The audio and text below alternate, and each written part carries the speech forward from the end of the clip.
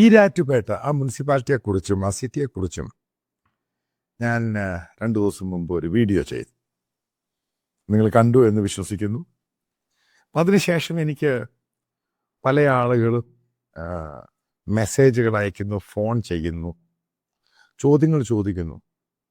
എന്താണ് ഇതിലൊരു പ്രതിവിധി?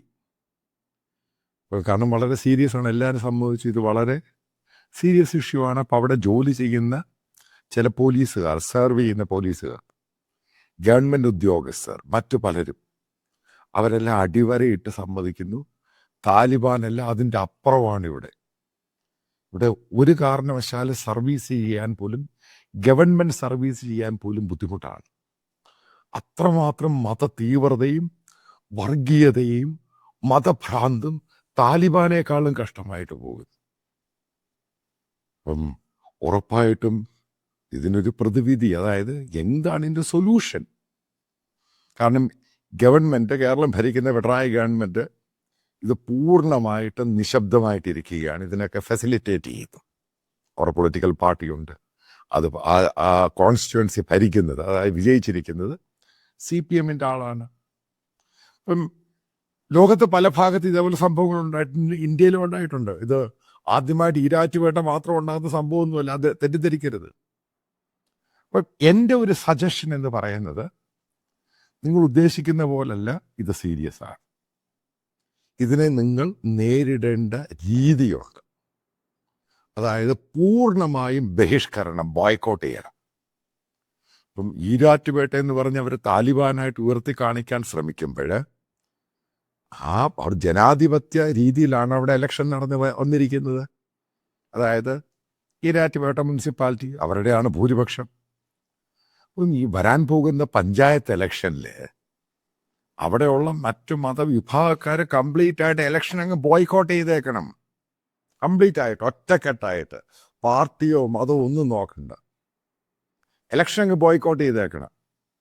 ഇലക്ഷൻ ബോയ്ക്കോട്ട് ചെയ്യുമ്പോൾ ഇതൊരു ഇഷ്യൂ ആയിട്ട് ട്രാൻസ്ഫോം ചെയ്യുന്നത് ശരിക്കും ഒരു ഇഷ്യൂ ആയി.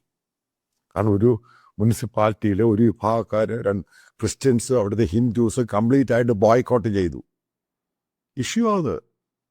കാരണം ജനാധിപത്യ ഇന്ത്യയിൽ അത് ചോദ്യം ഉണ്ടാകും. എന്തുകൊണ്ട് അവർ ബോയ്ക്കോട്ട് ചെയ്യുന്നു? എന്താണ് അവരുടെ പ്രശ്നം? എന്താണ് അവരുടെ ഭീതി? എന്ത് അപ്രിഹെൻഷനാണ് അവർക്കുണ്ടായിട്ടുള്ളത്? അതിന് ഒരു വഴി കണ്ടുപിടിക്കാൻ കേന്ദ്ര ഗവൺമെൻറ്റും സ്റ്റേറ്റ് ഗവൺമെൻറ്റും മേളിൽ പ്രഷർ വരും.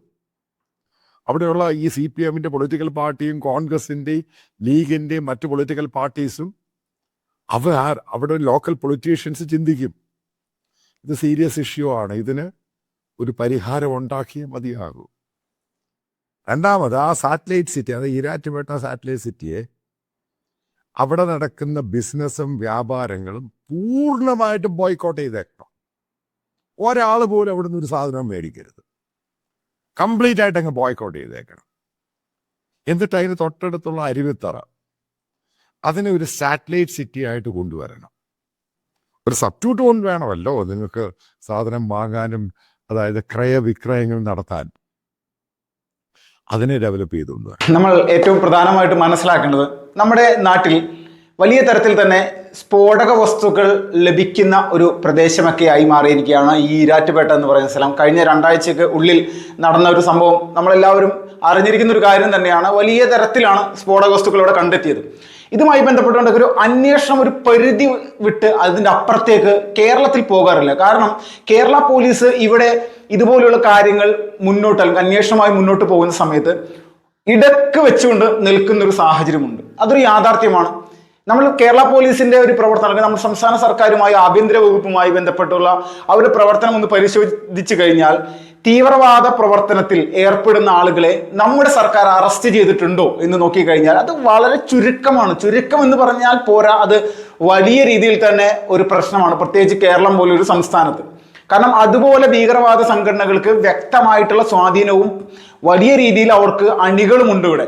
കാരണം ഈ ഭീകരവാദ പ്രസ്ഥാനമായിട്ടുള്ള പോപ്പുലർ ഫ്രണ്ടിന്റെ ആയിരക്കണക്കിന് 10,000-കണക്കിന് അണികൾ നമ്മളിപ്പോഴും ഈ കേരളത്തിന്, അവരെന്ത് ചെയ്യുകയാണ്, അവരുടെ പ്രവർത്തന രീതികൾ, അവരെങ്ങനെയാണ് ഇവിടെ മുന്നോട്ട് പോകുന്നത്, അവരുടെ ലക്ഷ്യങ്ങൾ എന്താണ്, ഇപ്പോഴവരെന്താണ് ചെയ്തുകൊണ്ടിരിക്കുന്നത് എന്നൊക്കെ അറിയാനും, അല്ലെങ്കിൽ ഇതുപോലുള്ള കാര്യങ്ങൾ കൃത്യമായിട്ട് അതിനെ നിരീക്ഷിക്കാനുമുള്ള ഉത്തരവാദിത്തം ഇവിടുത്തെ ആഭ്യന്തര വകുപ്പിനുണ്ട്. പക്ഷേ ഇവരുടെ ഒരു നിലപാട് കേന്ദ്ര ഏജൻസി NIA ഉണ്ടല്ലോ അവർ ചെയ്തോളും. കാരണം കേന്ദ്ര ഏജൻസികൾക്ക് നമ്മുടെ ഈ പ്രാദേശികമായിട്ട് നടക്കുന്ന പല കാര്യങ്ങളിലും ഒരു പരിമിതികളുണ്ട്. പല കാര്യങ്ങളിലും അത് അവരുടെ ഒരു രീതി തന്നെ എടുത്ത് നോക്കിക്കഴിഞ്ഞാൽ അറിയാം. കാരണം സംസ്ഥാന സർക്കാർ കൃത്യമായിട്ട് ഭീകരവാദികൾക്കെതിരെ ഒരു നടപടി എടുക്കുകയാണെങ്കിൽ കേരളത്തിലെ മുഴുവൻ ജയിലുകളും നിറഞ്ഞ് കവിഞ്ഞാൽ, അല്ലെങ്കിൽ പുതുതായിട്ട് ഭീകരവാദികളെ കൊണ്ടുനടാൻ വേണ്ടിയിട്ടുള്ള ജയിലുകൾ നമ്മൾക്കൂടെ പുതുതായിട്ട് പണിയേണ്ടി വന്നതിന് അത്രത്തോളം ഉണ്ട്. അപ്പോൾ ഇങ്ങനെ ഒരു സാഹചര്യമൊക്കെ നമ്മുടെ നാട്ടിൽ ഉണ്ട്. അതുപോലെ ഒരു വലിയ രീതിയിൽ തന്നെ തീവ്രവാദ നിലപാടുകളുള്ള ആളുകൾക്ക് വലിയ സ്വാധീനമുള്ള ഒരു പ്രദേശമായിട്ട് ഈരാറ്റുപേട്ട മാറിയിരിക്കുന്നു. ഇതാണ് മാത്യു സാമുവൽ സാറോട് പറയുന്നത്. കാരണം ഇതിനൊരു പോംവഴി വേണം. നമ്മുടെ സർക്കാരിന്റെ ഭാഗത്ത് നിന്ന്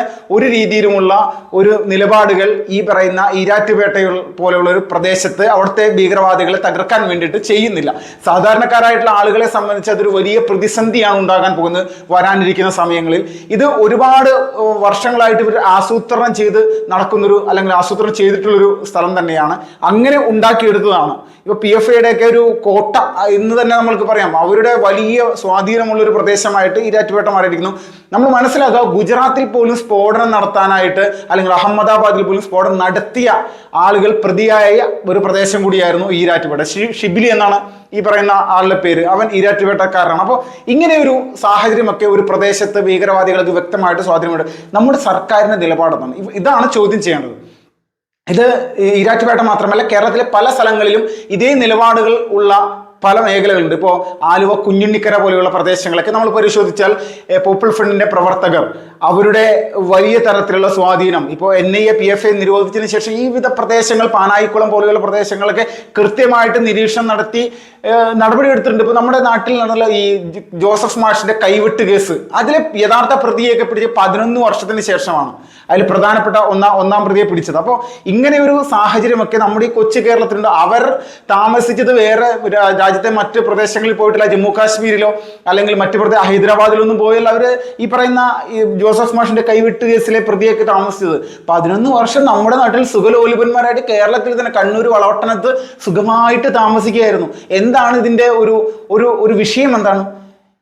കൈവെട്ട് കേസ് കഴിഞ്ഞ് ആ പ്രതികൾ പോയി വിളിച്ചു, അവനെ പുറകെ പോകാൻ ഇവിടെ ആരുമില്ല, ആർക്കും സമയമില്ല. നമ്മുടെ ആഭ്യന്തര വകുപ്പ് കൈയാളുന്ന ഒരു കോൺഗ്രസിനായിക്കോട്ടെ CPM-നായിക്കോട്ടെ ഇവർക്കൊന്നും ഇതിലൊന്നും യാതൊരുവിധ താല്പര്യമില്ല. കാരണം കോൺഗ്രസ് ഭരിക്കുന്ന സമയത്താണ് ഈ ഒരു കേസ് ഉണ്ടായത്. നമ്മൾ ചിന്തിക്കണം.